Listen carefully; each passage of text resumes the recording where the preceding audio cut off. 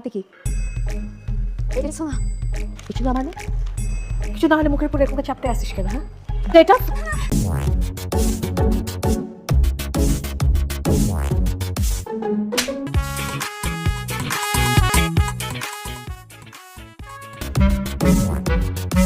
ভাই, আমার এই একটা মাত্র মেয়ে, ওরে প্রাইভেট পড়ানোর জন্য বাসায় মাস্টার রাখলাম। আমি তো বাড়ি থাকি না, আমার মেয়ে থাকে আর আমার বউ থাকে। এই সুযোগে মাস্টার আমার মেয়েরে প্রপোজ করছে, এটা তো ভাই ক্ষমা করা যাবে না ভাই। মন্ড চয় তোরে। রফিক সাহেব বসেন বসেন, প্লিজ বসেন বসেন বসেন। সমাধানের জন্য তো আমরা এখানে বসছি, তাই না?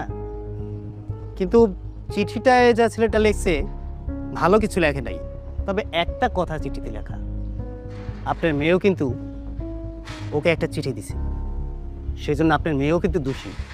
এখন আপনি চিন্তা করে দেখেন কি করবেন। ভাই, মান সম্মান তো আর ফিরায় আনা যাবে না। একটা মাত্র মেয়ে, বউ, এরা থাকে একা। সমাজ সংসার তো আছে ভাই, একটা বিহিত আপনারা করে যান। রফিক সাহেব, আমি আপনাকে একটা কথা বলি, এটা আপনার ভালো হবে, আপনার সম্মানটুকু বাঁচবে। আপনি কাজ করেন, আপনার মেয়েকে ওর সাথে বিয়ে দিয়ে দেন।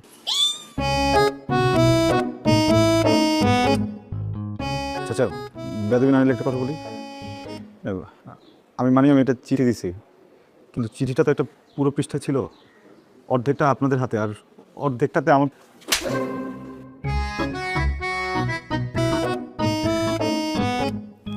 স্যার, কি আপনি কি আমার উপর এখন রেগে আছেন? রেগে থাকাটা কি অস্বাভাবিক?